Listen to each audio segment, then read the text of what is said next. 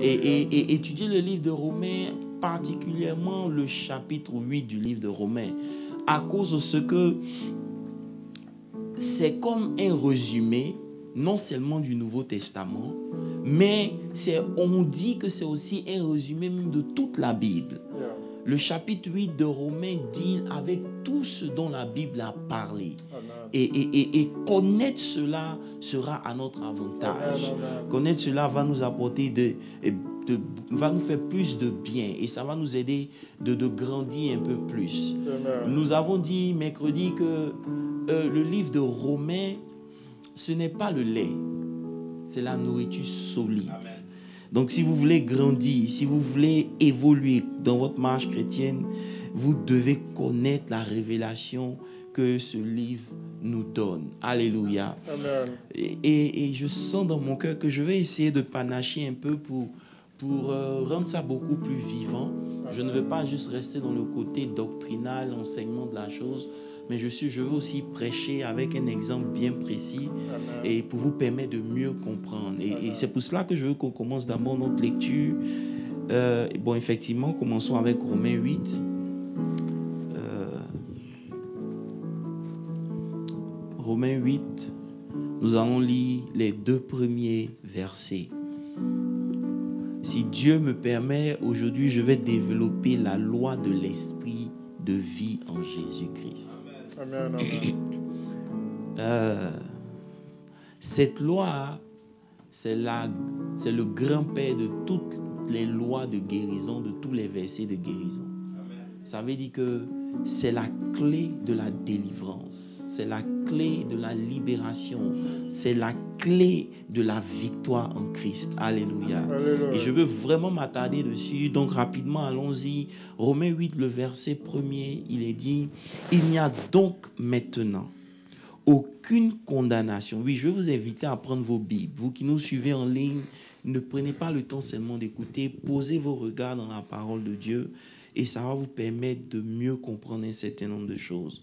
On commence par Romains 8, le verset 1er. Il est dit... attendez que je prenne une bonne version ici.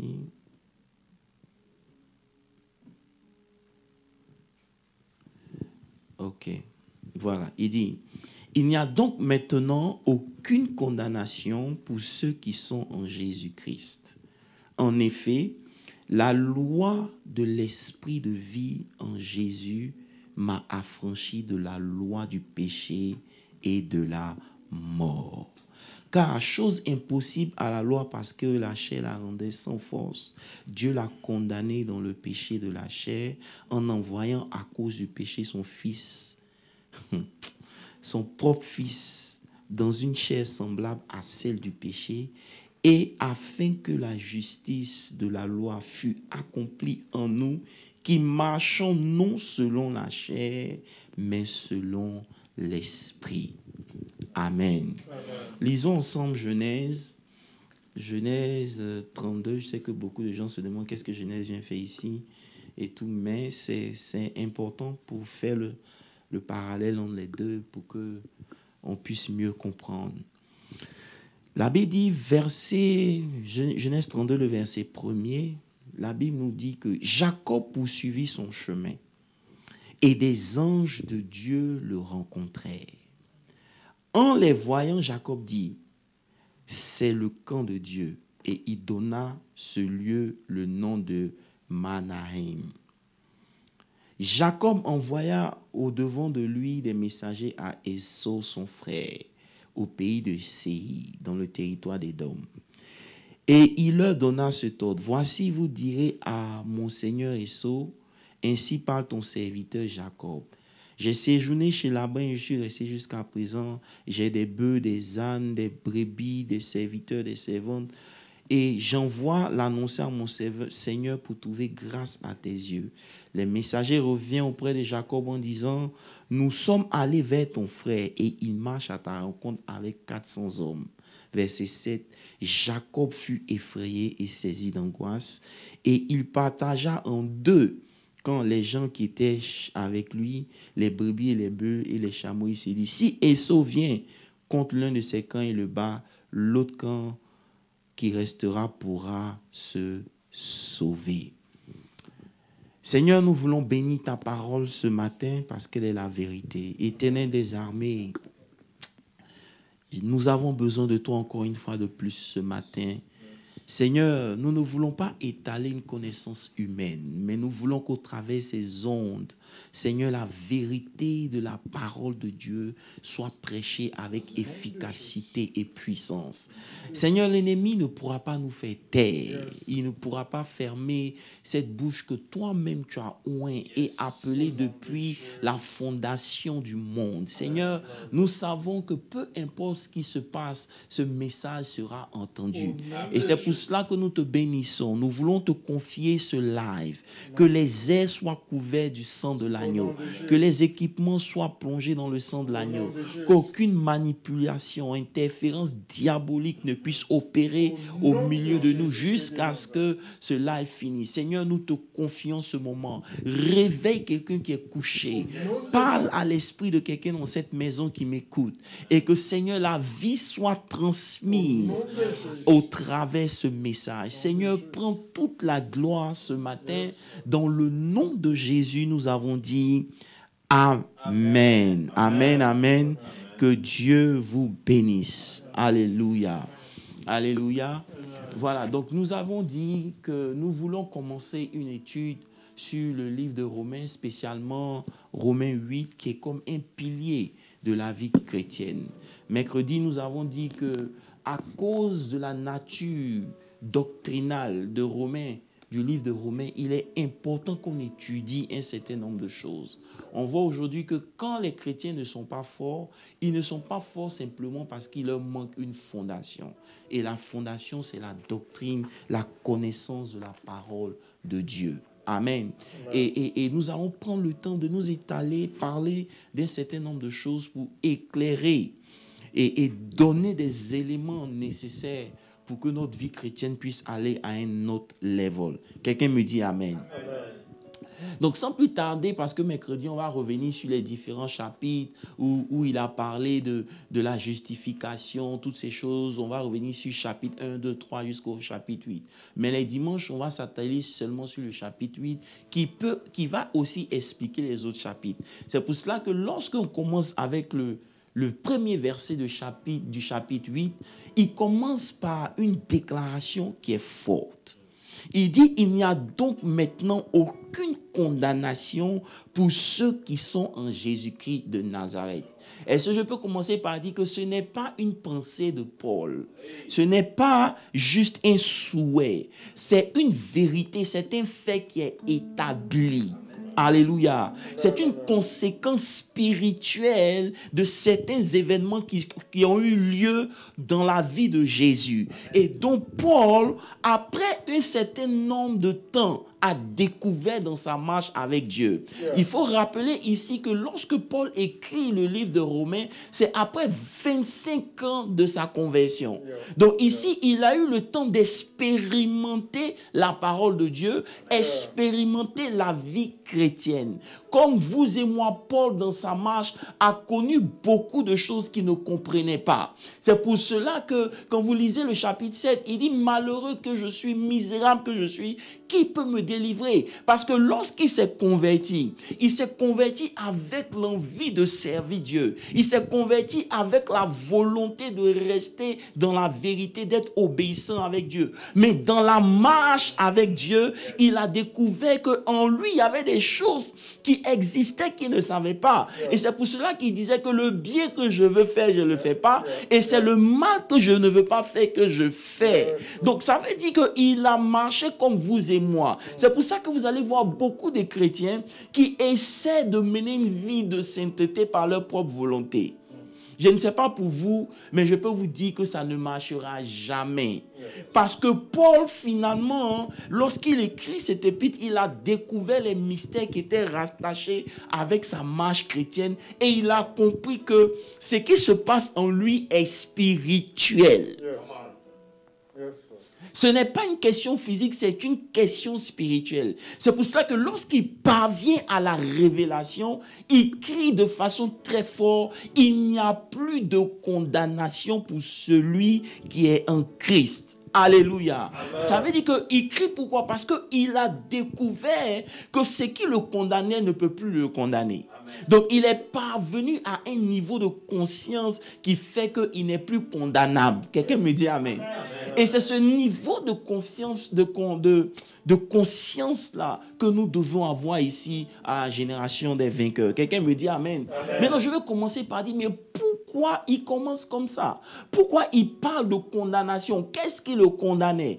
Et c'est très important avant qu'on ne commence. Avant de parler de « oui, je puis tout par celui qui me fortifie », avant de dire dans toutes ces choses, nous sommes plus que vainqueurs, il faut d'abord comprendre le fondement de la victoire. Quelqu'un me dit amen. Amen. Amen. Voilà, donc, ici, il commence par dire rapidement qu'il n'y a plus de condamnation pour ceux qui sont en Christ. Et ce qui me plaît, c'est qu'il introduit quelque chose de très important au verset 2. Au verset 2, il dit, en effet, la loi de l'esprit de vie en Jésus-Christ m'a affranchi de la loi du péché et de la mort. This is deep. On peut faire tout un séminaire sur ces deux versets parce que ici, il introduit la loi de l'esprit de vie en Christ et il parle de la loi du péché et de la mort. Donc, il dit la loi de Christ m'a affranchi. Donc maintenant, je suis libre.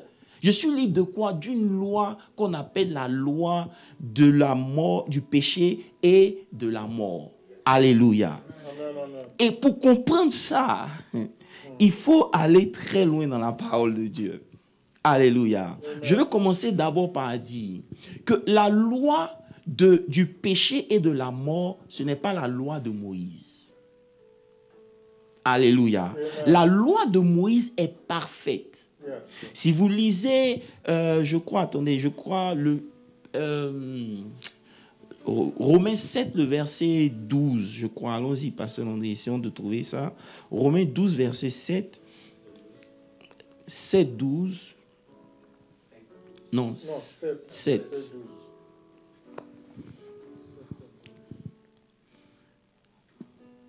Oui, c'est ça. Il dit, la loi est donc sainte et le commandement est saint et juste et bon. Donc, la loi de Moïse n'est pas mauvaise. Est-ce que vous comprenez ça? La loi de Moïse est bonne. Elle est bonne, elle n'est pas mauvaise, elle est sainte, elle vient de Dieu. Mais le problème de la loi de Moïse, c'est que la loi de Moïse a trouvé dans mon corps une autre loi qui fait que la loi de Moïse devient inutile. Amen. Ça veut dire quoi? Ça veut dire que j'ai une loi en moi qui existe déjà et qui empêche la loi de Dieu d'opérer dans ma vie. Je ne sais pas si vous voyez la profondeur d'où Paul est en train de parler. C'est-à-dire que Paul a voulu servir Dieu. Il a voulu obéir aux lois de Dieu. Mais il s'est rendu compte que c'était difficile pour lui d'obéir. Donc la loi de Moïse lui dit de ne pas faire ça, mais c'est ce que la loi dit de ne pas faire qu'il veut faire. Ce n'est pas parce que c'est un pécheur, non. C'est parce qu'en lui, il y a quelque chose qui fait que la loi de Moïse n'a pas de pouvoir. C'est pour ça que si vous lisez Romains 8, le verset 3, pasteur Landry, il faut m'aider rapidement, on va essayer d'enseigner rapidement. Romains 8, le verset 3.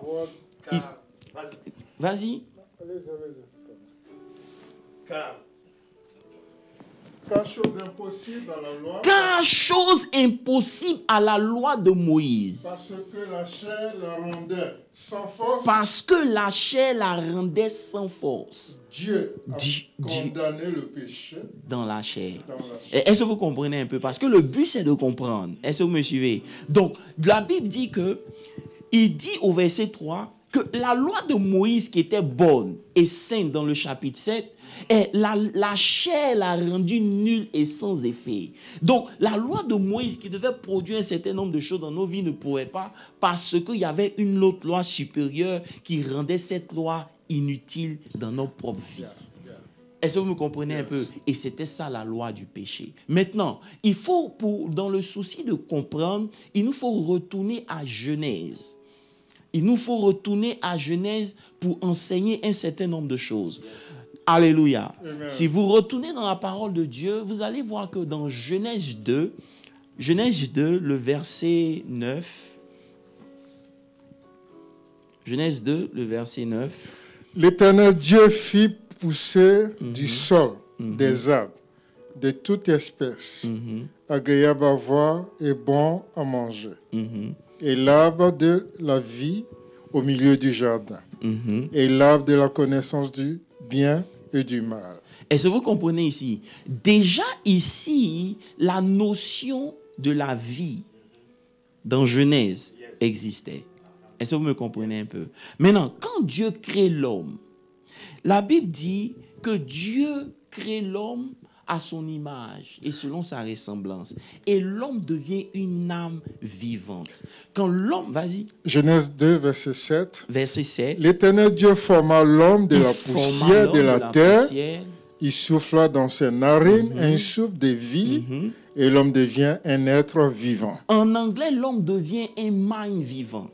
Donc, à partir de ce moment, suivez-moi très bien, la loi du mind venait d'être activée. C'est pour cela que la Bible dit que telles sont les pensées d'un homme, tel est l'homme lui-même. Est-ce que vous me suivez un peu? Donc, lorsque Dieu crée l'homme, amen, la première loi qui est engagée ici, c'est la loi du mind. Est-ce que vous me suivez un peu? Donc, l'homme sert Dieu avec son mind. C'est pour ça que Paul dit, je veux servir Dieu avec mon mind. Est-ce que vous me suivez un peu? Je veux servir Dieu avec ma pensée, avec mon intelligence. Donc, l'homme était parfait. Le mind était bien. Mais lorsque le péché est venu par Adam, et là, on explique. La Bible dit que lorsque Adam a péché, c'est pour ça que si vous lisez, par exemple, Romains 5, le verset 12, la Bible dit quoi? Romains 5, verset 12, la Bible dit, je vais lire rapidement, c'est pourquoi, par un seul homme, le péché est entré dans le monde, et par le péché, la mort. Ainsi, la mort s'est répandue sur tous les hommes, parce que tous ont péché. Et verset 13, il dit, car la loi jusqu'à la loi, car jusque-là, la loi, le péché était dans le monde. Or, le péché n'est pas imputé quand il n'y a point de loi. Cependant, verset 14, la mort a régné depuis Adam jusqu'à Moïse. Ça veut dire quoi? Ça veut dire que lorsque Dieu crée l'homme, la première des lois qui subsistent, c'est la loi du mind. Est-ce que vous me suivez un peu? On va être profond, hein? C'est la loi du mind. Donc l'homme opère, il est bien, il est en connexion avec Dieu. Rien n'est mauvais. Mais lorsque Adam pêche, il active la loi du péché et de la mort. C'est pour cela que depuis que Adam a péché, l'homme connaît le vieillissement. Est-ce que vous me comprenez un peu? L'homme connaît le vieillissement. Quoi que vous fassiez, vous allez tous mourir. C'est une loi qui s'implique à nous à cause du péché que Adam a commis. Et la Bible dit que depuis que Adam a commis ce péché, le monde, les hommes sont soumis à la loi du péché et de la mort. Donc, à cause du péché, la mort rentre dans nos vies. À cause du péché, la mort nous a barricadé, fait de nos vies ce qu'elle voulait. Est-ce que vous comprenez? Jusqu'à Moïse. Maintenant, quand Dieu envoie la loi de Moïse, c'est pour essayer de rédémer l'homme. Est-ce que vous comprenez un peu? C'est pour que l'homme puisse repartir à sa position originale. Mais lorsque la loi de Moïse vient, malgré qu'elle vienne de Dieu et qu'elle est sainte, elle rencontre une autre loi qui est plus puissante que la loi du péché et de la mort qui est en nous. Et Paul, qui lui avait grandi dans la culture juive, qui avait commencé à servir Dieu et qui faisait les pratiques extérieures, pensait qu'il était saint. Pensait que parce qu'il obéissait aux lois de Moïse, donc devant Dieu, il était pur. Mais lorsqu'il a rencontré Christ et qu'il y a eu un changement, il a compris que malgré qu'il soit en Christ, il y a quelque chose qui n'allait pas. Ce n'était plus ce qu'on faisait de façon extérieure qui comptait, mais c'était quelque chose d'autre. Est-ce que vous me comprenez un peu? C'est pour cela que c'est important que vous compreniez. Personne parmi vous ne va servir Dieu enough pour être saint. Est-ce que je peux dire quelque chose encore de plus puissant? Tu n'es pas plus juste que tu l'as été maintenant que le jour où tu t'es converti.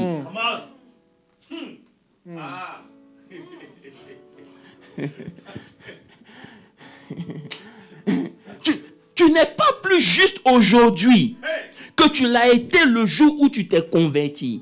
Parce que la justice, ce n'est pas ta propre justice. Ça veut dire que beaucoup de gens, lorsqu'ils tombent dans le péché ou que rien ne va dans leur vie, ils ont tendance à dire, c'est quand ça va aller, je vais revenir vers Dieu. Mais ta justice à toi ne sera jamais assez bonne pour que Dieu t'accepte. Peu importe ce que tu arrêtes de faire, si tu n'as pas compris et accepté ce que Christ a accompli, il te sera impossible de te présenter devant Dieu. Alléluia. Alléluia. Donc, il n'y a rien qu'on puisse faire. Tu n'es pas juste aujourd'hui que tu l'as été avant. La justice de Dieu nous l'a accordé. C'est pour ça que Christ, Dieu voyant que la loi de Moïse ne pouvait pas nous rapprocher de lui, était obligé d'envoyer son fils, afin que son fils meure dans le corps du péché. C'est-à-dire qu'il tue ce qui donnait à la loi de la mort d'opérer dans la vie et qui empêchait la loi de Moïse de prospérer dans nos vies. Christ l'a crucifié dans la chair. C'est pour ça que lorsque Paul a découvert ça, il a crié pour dire, il n'y a plus de condamnation pour ceux qui sont en Christ. Car ce n'est plus moi qui vis, mais c'est Christ qui vit en moi. Et si Christ vit en moi, la mort n'a plus de pouvoir sur ma vie. Alléluia. Alléluia. Alléluia. C'est une réalité, c'est un fait que lorsque c'est ancré en toi, tu deviens un soldat de Dieu. Il y a des choses que tu ne peux plus accepter. Pourquoi? Parce que ces choses-là viennent de la loi du péché et de la mort. Alléluia. C'est pour cela que Paul, lorsque Paul continue son enseignement dans Romains 12, à partir du verset 2, il dit quoi? Il dit, soyez transformés. Pourquoi? Par le renouvellement de votre intelligence. Il est important que votre intelligence soit renouvelée pour ne plus donner la place à la loi du péché de la mort de vous envahir, de vous blaguer. Ça ne veut pas dire que le diable ne va pas essayer. Il va essayer, mais quand il essaiera, lorsque vous avez la révélation, automatiquement, il devient sans force. Amen. Alléluia. Amen. Alléluia. C'est pour ça qu'on a dit le mercredi, lorsque Paul commence, il dit il n'y a plus de condamnation et il termine, il dit qui peut accuser les élus de Dieu? Quelqu'un me dit amen. Alléluia. Je veux que tu établisses dans ton esprit que le prix a été payé. Alléluia. Est-ce que je peux dire quelque chose? Quand il s'agit de la justification, Jésus n'est pas mieux que toi. Je vais laisser ça.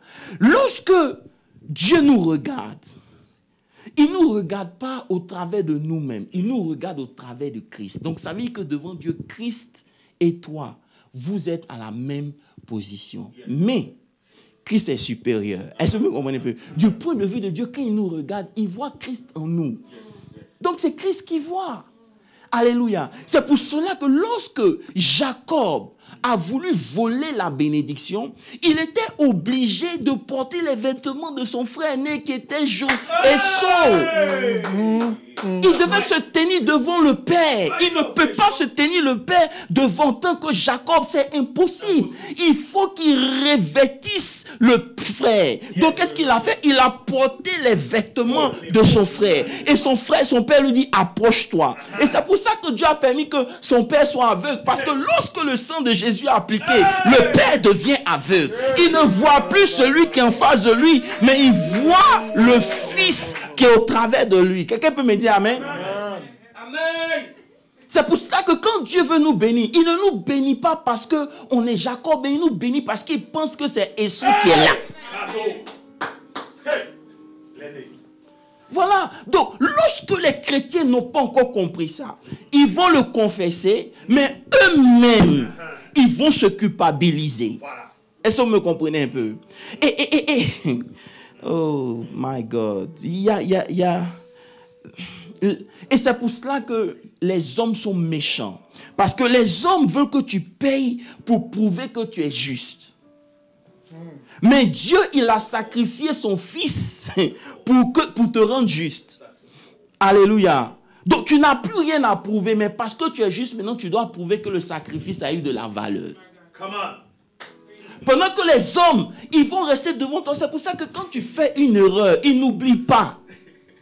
Ils ne comprennent pas que devant Dieu, cette erreur ne compte plus. Non. Pour eux, là, tu as fait l'erreur, tu dois être condamné. Alors que devant Dieu, tu n'as pas besoin de lui prouver que tu es juste. Son fils t'a justifié. Maintenant, parce que tu es juste, opère les œuvres de la justice. Et c'est là où on est. C'est là où beaucoup sont condamnés. À cause du manque de révélation, on essaie de mériter quelque chose qu'on a déjà.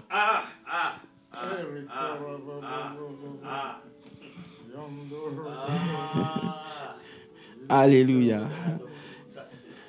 Et si vous lisez par exemple le verset 10, il dit et si Christ est en vous, le corps, il est vrai, est mort à cause du péché, mais il y a l'esprit de vie à cause de la justice.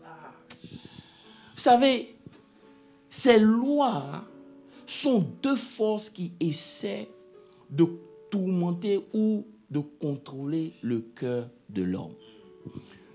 La première loi, c'est la loi du péché. Et cette loi du péché produit la mort. Donc, lorsqu'on marche avec Dieu, vous allez voir qu'arrivé un certain moment, on va retrouver ces lois-là dans nos membres. C'est normal. Aussi longtemps que vous serez dans la chair, cette loi va toujours vous activer. Alléluia. C'est pour cela que si vous ne comprenez pas comment ça fonctionne, vous allez vous sentir tellement mal que votre vie chrétienne va prendre un coup. Non.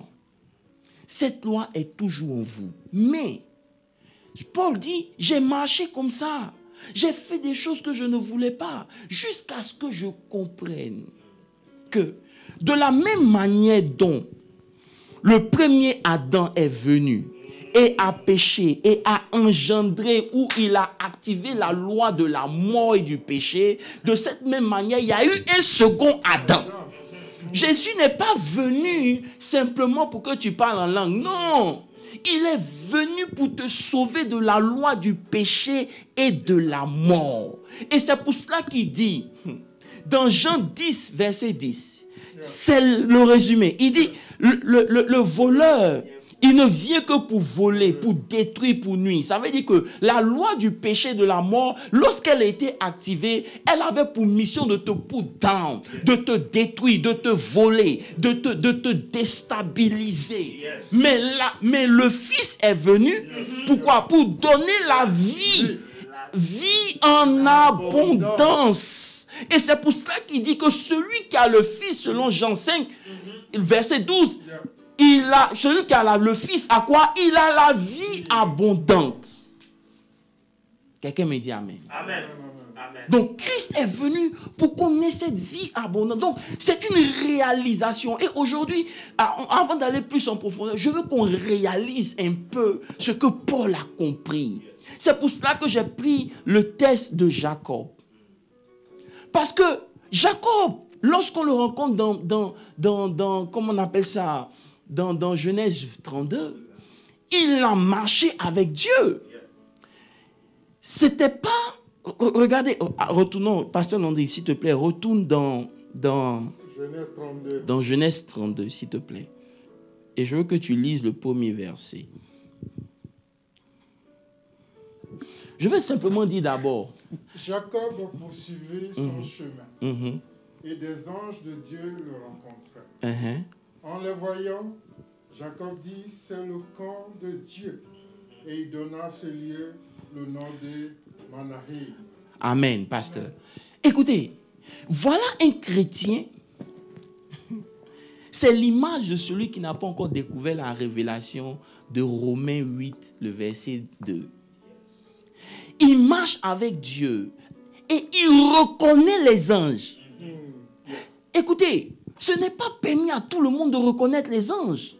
Mais dans sa marche, il reconnaît que ici Dieu est là. Oh, là-bas, Dieu n'est pas là. Ici, Dieu est là. Ça veut dire que à cause de l'alliance qu'il a eue, parce que rappelez-vous que Jacob est le petit-fils d'Abraham.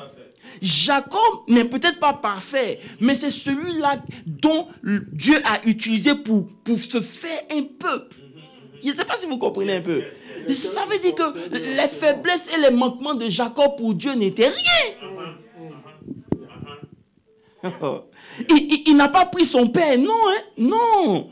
Et imaginez quel genre de personne Jacob était.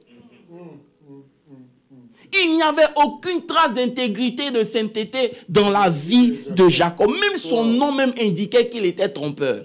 Parce que... Est-ce que vous me comprenez un peu? Même son nom trompait qu'il était mauvais. Mais ce n'était pas ça ce qui compte. C'était la loi du péché et de la mort qui opérait.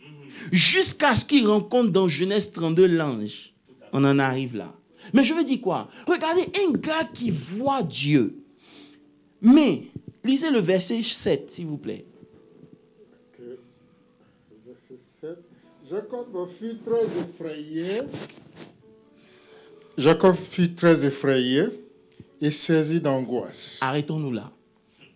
Regardez le contraste qu'il y a entre quelqu'un qui voit Dieu et qui peut toujours avoir peur des hommes.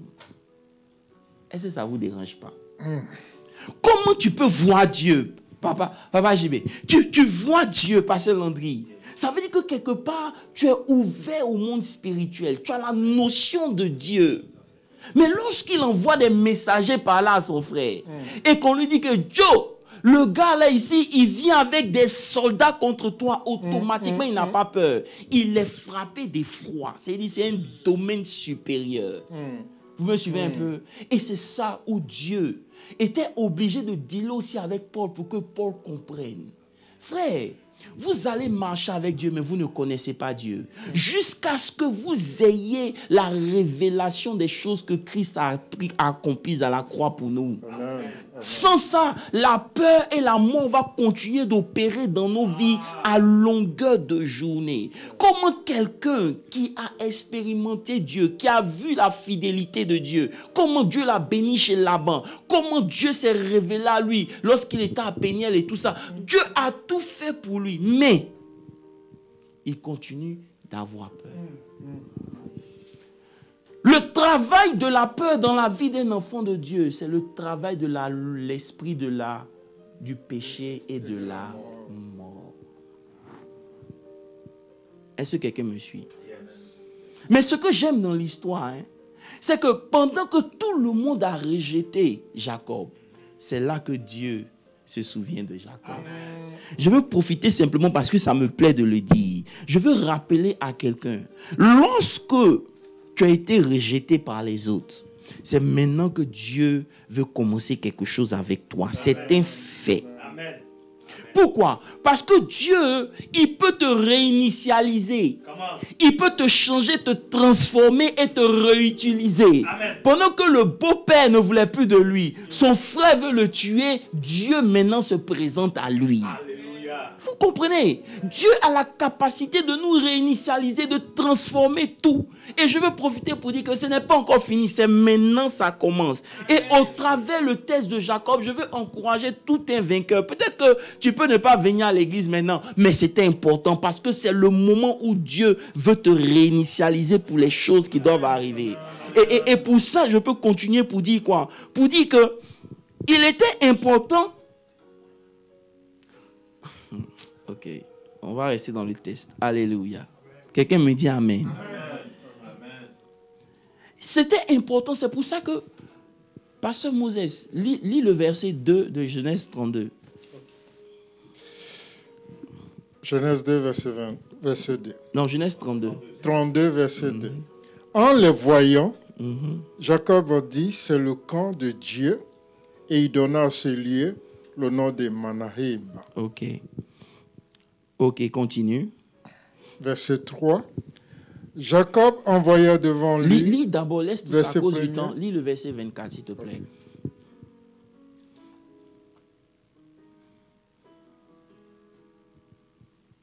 Okay. Verset 24. Jacob demeura seul. Alors un homme lutta avec lui jusqu'au lever du soleil. Arrêtons-nous là. Comme j'ai dit, Paul, il a marché avec Dieu, croyant qu'il était saint parce qu'il respectait les lois de Moïse. Jusqu'à ce qu'il découvre que les lois sont spirituelles. Ce n'est pas par nos actions qu'on est justifié, non. La justification est spirituelle. Elle commence d'abord dans l'esprit. Dans le même cas de Jacob, la Bible dit que Jacob demeura seul. Et il lutte avec un ange, pour paraphraser. Et lorsque il arrive à un niveau où, selon ce qu'on lit, ne pouvons pas battre l'ange, l'ange maintenant fait quelque chose et puis il demande quel est ton nom. Est-ce que je peux dire quelque chose, Pasteur Landry? Le divin ne pose pas de questions. Est-ce que tu as compris? Le divin n'est pas dans le bleu. Dieu sait toutes choses. Mais pourquoi l'ange lui demande son nom? La première des choses, l'ange lui demande son nom. Pourquoi? Parce que Jacob avait besoin de réaliser ce qui était en lui. Vous savez, lorsqu'on est devant les hommes, on prétend. Lorsqu'on est devant les hommes, on porte des vêtements. Mais Dieu va s'arranger de telle sorte que vous vous retrouvez seul pour que vous découvrez les choses qui sont en vous. Alléluia. Alléluia. Oh my God, j'ai envie de parler un peu. Alléluia. Alléluia. Alléluia. Jacob avait un problème, Pasteur Landry. Il était habitué à avoir du monde autour de lui. C'est un homme qui n'aimait pas aller à la chasse, il restait toujours dans la maison. Une femme ne le suffisait pas, il avait besoin de deux. Est-ce que vous comprenez un peu? Donc, il a toujours voulu du monde avec lui. Mais ce que nous ne comprenons pas en tant qu'enfants de Dieu, c'est que lorsqu'il y a toujours du monde autour de nous, Dieu ne peut pas travailler en nous. C'est pour cela que c'est quand on arrive à la GV, c'est une bonne chose. Pourquoi? Parce que je veux encore regarder pour vous dire que Dieu m'a parlé. C'est bon parce que c'est le moment pour nous de réaliser qui nous sommes et ce que nous ne sommes pas.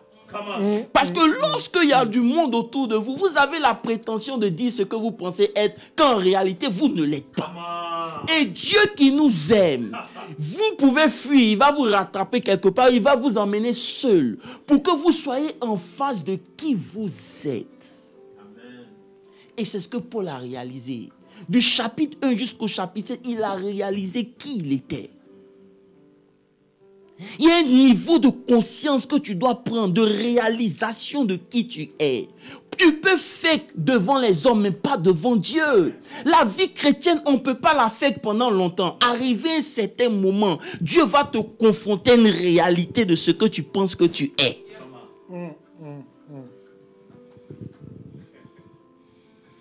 Est-ce que je peux parler? Alléluia. Dieu ne peut pas travailler dans la vie de Jacob s'il y a toujours des gens autour de lui. C'est pour cela que Jésus n'a pas parlé à la femme adultère tant que les hommes étaient autour d'elle. Il a fallu que les gens quittent pour que Dieu maintenant s'adresse à elle. Est-ce que vous comprenez un peu? Il y a des choses que Dieu veut nous dire dans des saisons où il permet que ce qui fait notre force là nous quitte. Je ne sais pas si vous me comprenez un peu.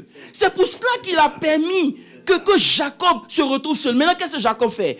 Quand il entend que son frère arrive, il a peur. Et cette peur fait qu'il se sépare de tout le monde. Souvent, Dieu va créer des peurs. Tu vas penser que c'est la fin, mais au contraire, c'est maintenant que ça commence. Oh, j'ai envie de dire amen pour moi-même.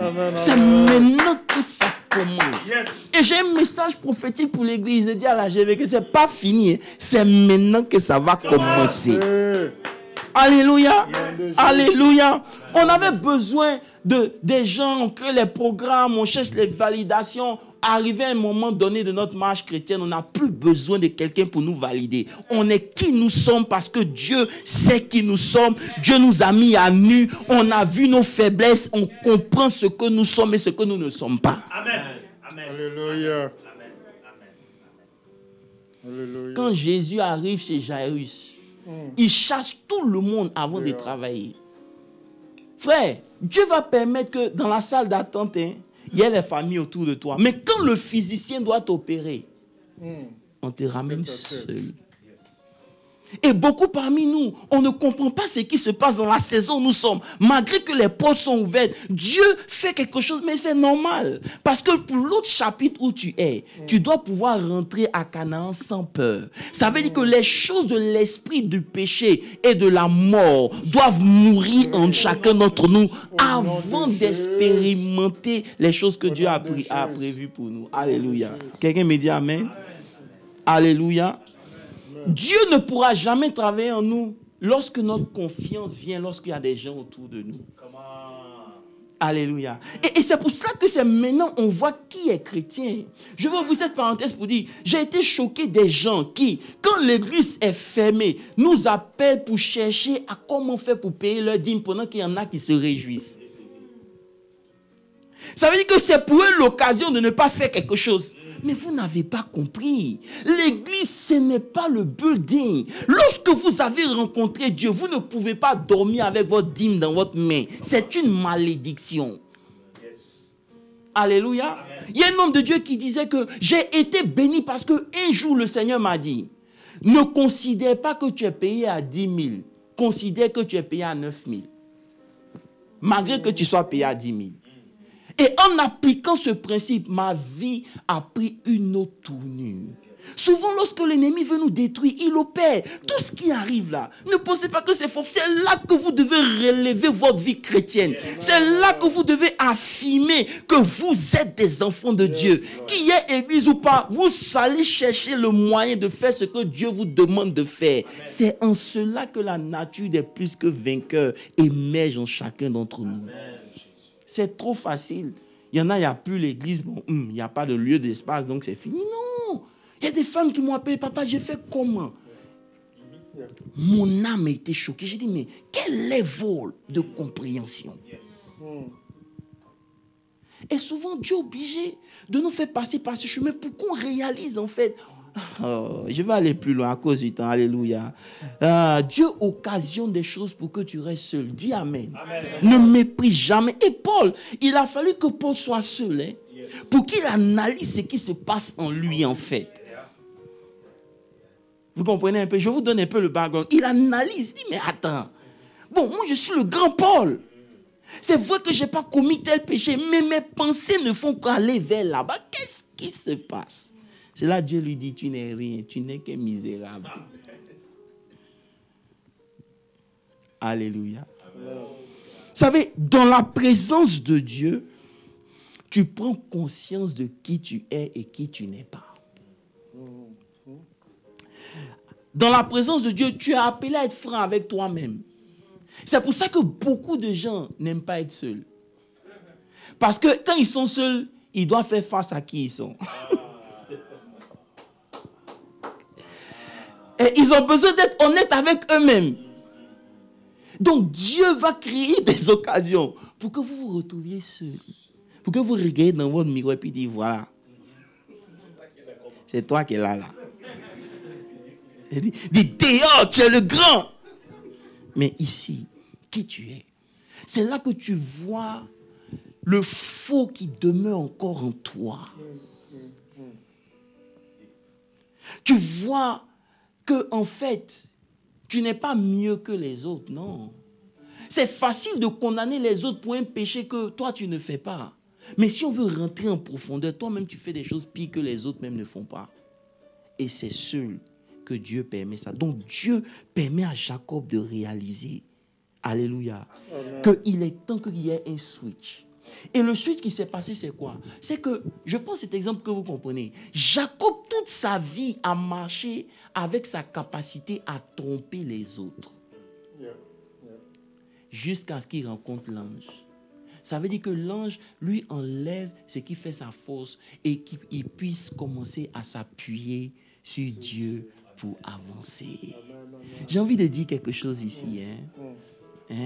Quand Dieu souvent nous deal avec nous, il enlève notre force. Ce qui fait qu'on pense qu'on est fort là, pour qu'on puisse comprendre qu'on est faible et qu'on traverse nos faiblesses en s'appuyant maintenant sur lui pour marcher. Lorsque vous avez rencontré le Saint-Esprit, votre démarche doit changer. Il faut qu'il y ait un changement dans votre mentalité intérieure d'abord. Et ça va se manifester à l'extérieur. Et c'est ce que beaucoup d'enfants de Dieu ne font pas. Leur marche reste la même. Pourquoi? Parce qu'ils continuent et opèrent toujours avec la force qu'ils avaient. Jacob a manipulé tout le monde, mais ici, Dieu dit, tu ne peux pas gagner. Si je ne te tue pas, ce n'est pas parce que je ne veux pas, c'est parce que je veux faire quelque chose avec ta vie. Ce n'est pas parce que tu es plus fort que moi. Non, je ne te tue pas par grâce. Mais je vais te taper à la hanche. Vous savez, la hanche, c'est ce qui supporte le haut du corps. Donc, tout ce qui te supportait là, Dieu coupe pour que tu puisses marcher maintenant sur lui. C'est ce que Paul a dit. Il dit maintenant, je marche. Si je vis, ce n'est plus moi qui vis. Parce que lorsque je vivais, je n'arrivais pas. Mais maintenant, je m'appuie sur l'esprit de vie pour vivre. C'est là-bas où on doit arriver. Où nos ressources ne sont pas ce qui nous fait. Nos ressources ne sont rien. Notre éducation, ce n'est rien. Toute notre force, on la puise en Christ. On marche avec Christ. On marche avec lui. Oh my God. Tant qu'on n'a pas atteint ce niveau-là, Papa JB, il y a beaucoup de choses qu'on ne verra pas. Alléluia. Maintenant que tu es seul, tu peux m'entendre. Jacob dit oui, je peux t'entendre. Frère, si ta vie de prière n'a pas changé dans cette saison où on est, c'est que tu n'as rien compris. Si ta connaissance de Dieu ne s'est pas améliorée dans cette saison où nous sommes et que tu es retourné encore en arrière, c'est que tu n'as rien compris. Le fait qu'il n'y ait pas ce qu'il y avait, c'est parce que Dieu nous prépare pour ce qui vient. Et ce qui vient va requérir que tu sois à une certaine fréquence de la connaissance de Dieu. C'est important. Alléluia. Amen. Donc, pour pouvoir marcher avec l'esprit de vie, il faut d'abord s'abandonner entre les mains de Dieu. Et comprendre, que je ne suis pas juste parce que je veux être juste. Non.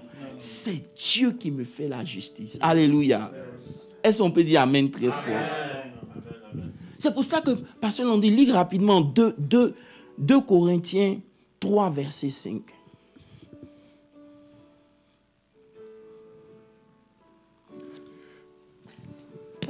2 Corinthiens 3, verset 5. Ce n'est pas à dire que nous soyons par nous-mêmes capables de recevoir quelque chose comme venant de nous-mêmes. Notre capacité, au contraire, vient de Dieu. Il nous a aussi rendus capables d'être ministres d'une nouvelle alliance, non de la lettre, mais de l'esprit. Alléluia. Car la lettre tue, mais l'esprit vivifie. Est-ce que vous me comprenez un peu? Ça veut dire qu'il dit que ce n'est pas parce que nous avons la capacité de faire quoi que ce soit, non.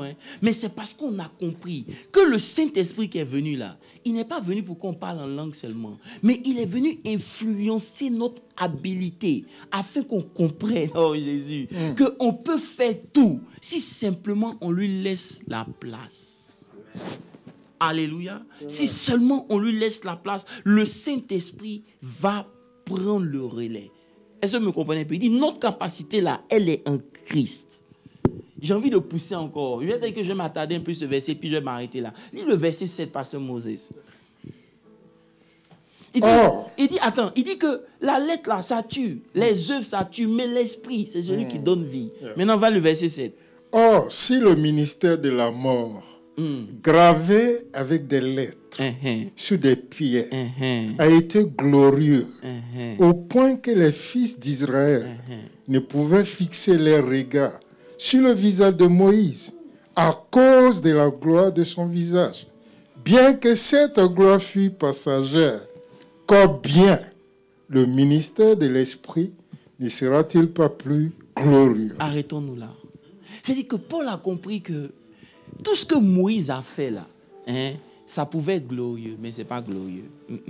Lorsque on va laisser l'Esprit de Dieu prendre le contrôle de notre vie, c'est maintenant que la gloire va commencer en nous. Parce que l'Esprit de Dieu, lorsqu'il va prendre forme, il va s'installer, il va commencer à opérer dans nos vies des choses qu'on n'a même pas encore imaginées, qu'on n'a pas encore vues. La réalité ici, c'est quoi? C'est que beaucoup continuent d'opérer par la loi de l'esprit, du péché et de la mort. Mais c'est quoi? Ça commence par notre manière de penser. Est-ce que vous me suivez un peu? C'est cela. Pasteur Landry, lis Romains 8, le verset 6.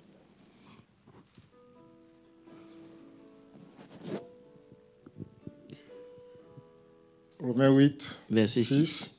Ceux en effet qui vivent selon la chair s'affectionnent aux choses de la chair.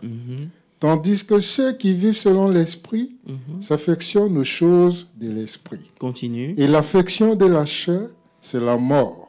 Tandis que l'affection de l'esprit, c'est la vie et la paix. Alléluia. Quand on dit l'affection, c'est la version anglaise que je recherche, Pasteur Landry. Je crois qu'elle va mieux nous aider à comprendre. 8, verset 5 et 6. Il dit to be carnally minded. Ça veut dire quoi? Rappelez-vous que lorsqu'on a été créé, la première loi qui opérait, c'était la loi du mind. On est d'accord? Maintenant, après que la loi du mind a été opérée, lorsqu'on a péché, c'est la loi du péché qui a pris le dessus. Et donc, la loi du péché a commencé à influencer notre mind. Donc, notre manière de penser là ne pouvait que produire les choses de la mort.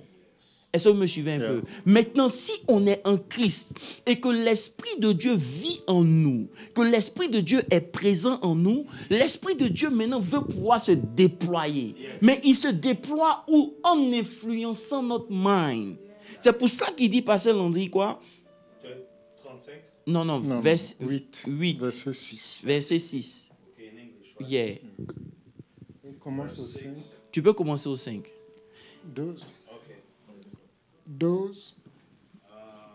Tu peux. Those who live OK. according to the flesh OK. have their mind set on what the flesh desires. Est-ce que vous comprenez un peu? Yes. Il est en train de nous faire comprendre que lorsque l'esprit va prendre le dessus, même nos désirs vont changer. Est-ce que je peux dire quelque chose? Yes, Vous savez, yes. c'est une chose de résister à la tentation et de ne pas tomber. Mais c'est une chose de voir la tentation et de ne pas sentir le besoin d'être tenté. Oh, yes, yes, yes. Vous savez, c'est une chose de résister à la tentation. Je vois la bière, je bois ou je bois pas, je bois ou je bois pas. Et puis, de voir des tonnes de casiers de bière et tu n'es même pas tenté de vouloir boire. C'est la dimension de l'esprit de vie qui habite en toi. Amen, amen, amen, amen, amen, amen, amen. C'est la dimension là à laquelle nous on a appelé. Ça veut dire qu'on n'est plus contraint par la loi du péché. On n'est plus contraint par la mort. C'est-à-dire les œuvres de la mort. Elles se manifestent toujours en nous au moyen de notre manière de penser. C'est ce qu'il dit au verset 6. Continue. But those who live in accordance to the Spirit have their mind set on what the Spirit desires. OK.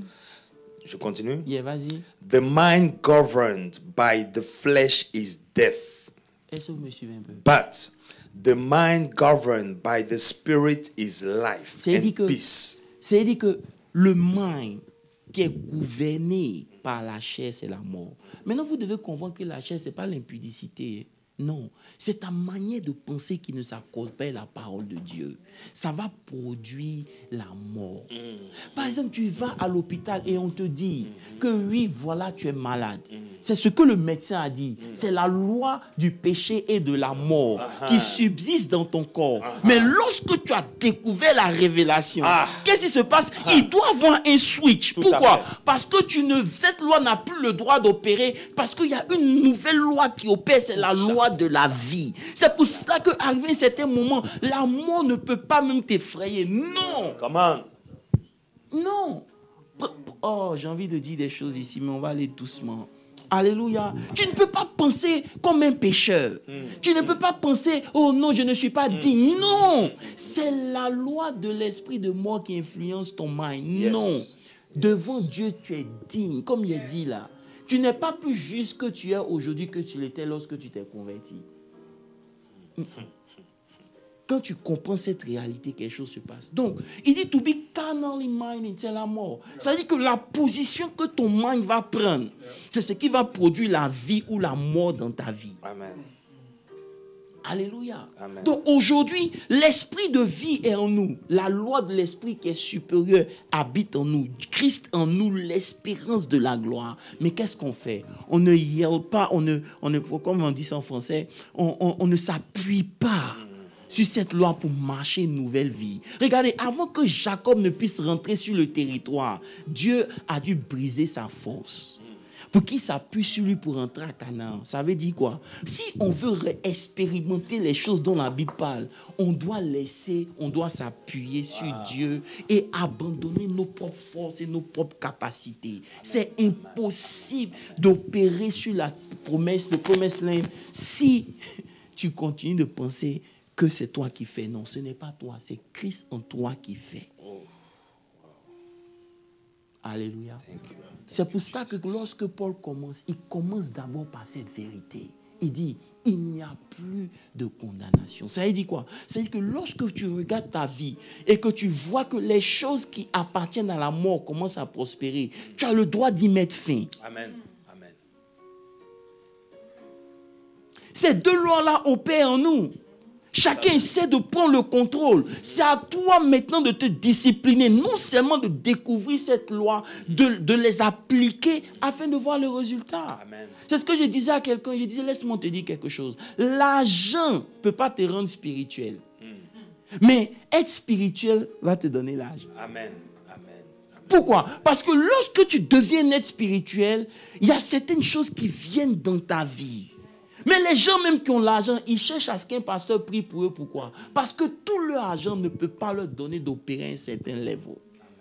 Vous comprenez un peu? Donc la loi dans laquelle nous sommes aujourd'hui en Christ, elle est supérieure à tout ce que vous connaissez. En Christ, il n'y a pas de limite. Come on. Mais on laisse la loi de la mort opérer au travers de nos pensées. Oh, je ne peux pas. Oh, je ne suis pas digne. Oh non. Oh non. Ce matin, je veux que vous compreniez. Si Dieu vous met dans certains corners jusqu'à présent, c'est parce que vous n'avez pas encore réalisé ce que vous n'êtes pas. Alléluia. Vous continuez d'opérer avec une pensée qui n'est pas sa pensée. Il va devoir vous séparer de tout pour que vous réalisez. Il dit, qui es-tu? Il faut pouvoir répondre. Il dit non, tu n'es pas Jacob, hein? Tu es Israël. Tu n'es pas ce que tu penses que tu es. Il y a une autre identité en toi qui doit sortir. Et cette identité est sa base sur les choses spirituelles. Qui es-tu? Pourquoi tu veux penser comme un homme normal? Tu n'es pas normal. La vie qu'on a reçue en Christ, elle n'est pas normale. Ce n'est pas la vie de l'âme, c'est la vie de l'esprit. Le Zoé de Dieu. Quelqu'un me dit Amen très fort. Alléluia. Regarde, pasteur Moses, il y a un verset pour toi que tu vas aimer. Faut lire 1 Corinthiens 3, le verset 23 dit que all things are yours. Tout nous appartient en Christ. Tout. 23.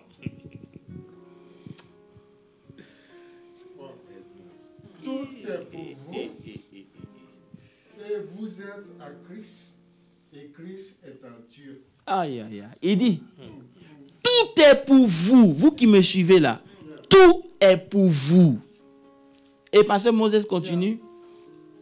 Et vous êtes à Christ. Vous appartenez à Christ. Est-ce que quelqu'un peut dire, j'appartiens à Christ? J'appartiens à Christ. J'appartiens à Christ. Personne ne peut décider de ma destinée si ce n'est pas Christ. J'appartiens à Christ. Tu dis à la sorcellerie de ta famille, c'est vrai, tu as tué des gens, mais ici c'est ton dernier carrefour. Pourquoi? Parce que j'appartiens à Christ. Personne ne peut décider de ma destinée si ce n'est pas Christ.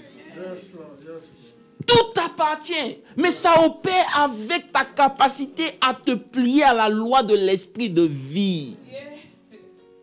Si tu penses la mort, tu ne feras que produire la mort. Si tu penses les défaites, tu ne feras que produire la défaite. Non, dans toutes ces choses, même quand c'est mauvais, nous sommes plus que vainqueurs.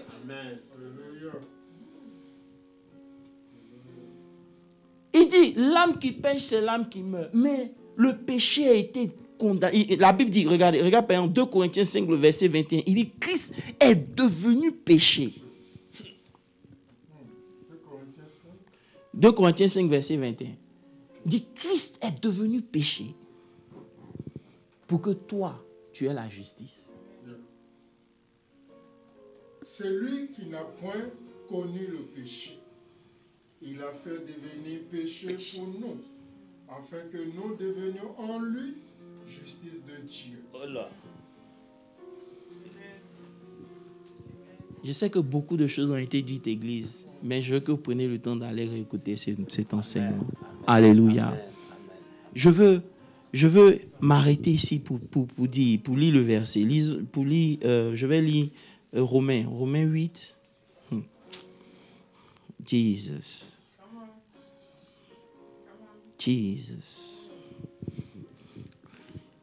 Il dit, il n'y a donc plus de condamnation pour ceux qui sont en Jésus. En effet, la loi de l'esprit de vie en Christ m'a affranchi de la loi du péché. Ça veut dire quoi? La loi de l'esprit de Christ en moi m'a mis au-dessus de tout ce que la mort pouvait produire dans ma vie. Mais la mort continue d'opérer en fonction de la position que mon mind prend. Si je prends un mind qui est carnal, qui est charnel, la mort continue d'opérer. C'est pour cela que vous devez connaître la parole de Dieu. C'est pour cela qu'on doit revenir au basic de l'écriture. Maintenant, il dit au verset 3, car chose impossible à la loi, parce que la loi, la chair la rendait sans force, Dieu l'a condamné, on a expliqué ça, vous vous rappelez, on a expliqué ce qui s'est passé avec Moïse et tout, afin que la justice de la foi fût accomplie en nous, qui marchons non selon la chair, mais selon l'esprit. Aujourd'hui, c'est une invitation à ne pas écouter tes sens, à ne pas marcher par la vue, à ne pas marcher par ce que tu vois. Non, il y a des lois qui sont supérieures. Dieu est spirituel. Et le monde spirituel obéit à des lois spirituelles. C'est pour cela que dans le physique, un homme peut avoir de l'avance sur toi du point de vue social, mais spirituellement, tu es plus loin que lui. Et tôt ou tard, cette avance spirituelle que tu as va se dégager aussi dans le social. Vous comprenez un peu? Dieu est spirituel, tout est spirituel.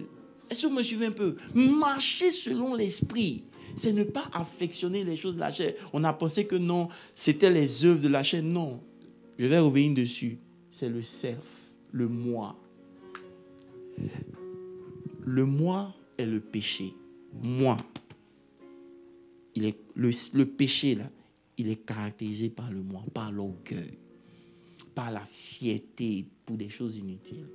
C'est pour cela, lorsque tu veux marcher avec Dieu, il dit, il n'y a personne qui va abandonner sa vie et puis il ne va pas aller de l'avant avec moi. C'est impossible. Celui qui veut sauver sa vie, qu'il fasse quoi? Il doit la perdre. Mais perdre sa vie, c'est quoi? C'est s'abandonner entre les mains de Dieu. Give up on yourself. Yourself, c'est ce qui te tue. On va en reparler une prochaine fois. Ce matin, je vais vous dire qu'il y a 2 lois qui opèrent. La loi du péché et de la mort et la loi de l'esprit de vie en Christ. On n'est peut-être pas rentré dans trop de détails, mais on a essayé de simplifier pour que vous compreniez. Choisis la loi de l'esprit de vie. Il faut savoir que Christ en toi, la vie est présente. Il faut détruire toutes les œuvres de la mort. Alléluia. Alléluia. Comme Jacob, ta démarche doit changer. C'est-à-dire que tu ne peux plus prendre cette démarche qui s'appuyait sur tes propres pensées. Non, mais sur celle de Dieu. Dieu devient ton appui et ta force. Est-ce qu'on peut dire Amen très fort? Alléluia. Voilà, sans plus tarder, à cause de l'heure, je sais qu'on a pris du temps. Amen. Je veux qu'on bénisse le Seigneur pour la parole qui a été prêchée. Seigneur, nous voulons te bénir. Merci pour la révélation de ta parole. Merci parce que, Éternel des armées, Seigneur, tu as parlé à ton peuple ce matin selon ce que tu voulais. Père, nous prions ce matin dans le nom de Jésus. Que la vie en Christ soit activée par la réalisation et la compréhension de cette parole. Seigneur, il y a une loi supérieure en nous. Il y a une loi qui est en nous, qui dort. Nous voulons l'activer. De la même manière que Adam a activé la loi du péché à travers l'acte qu'il a commis et que Christ est venu la remplacer par sa mort et sa résurrection à la croix, nous voulons activer, Éternel des armées, la loi de la vie en chacun d'entre nous au nom de Jésus. Seigneur, la vie est en nous. Qu'elle se manifeste à l'extérieur, qu'elle se manifeste dans le nom puissant de Jésus-Christ de Nazareth. Père, nous te bénissons pour ta parole. Merci parce que les œuvres de la mort, nous les annulons. Je veux que tu prennes 2 minutes et que tu pries pour dire, là, les œuvres de la mort dans ton corps, dans tes affaires soient détruites. Tout ce qui est mort ne peut pas opérer à cause de cette nouvelle loi à laquelle tu obéis. Que dans ton corps, la vie, tes cellules soient réactivées. Que dans tes affaires, la vie soit activée. Que dans ta famille, la vie soit activée. Dans le nom puissant de Jésus-Christ de Nazareth. Rekaba sotoreba shitaraba. Rikiyonde skedebedebedebe. Rakiyonde seketebedebedebe. Rakiyata sikiribidibidibidi. Eraide sokorobo shikarabadaba. Rakiyonde skorebedebede shakatababa. Leketerebedebe. Je veux que tu attaques la maladie dans ton corps. Que tu dises à la maladie, tu n'as plus de pouvoir dans mon corps. Au nom puissant de Jésus. Lorsque la peur vient pour s'exprimer, dis à la peur, au nom puissant de Jésus, je prends autorité sur toi. Que la peur quitte tes pensées. Que la peur quitte tes pensées. Que la paix de Dieu inonde ton cœur.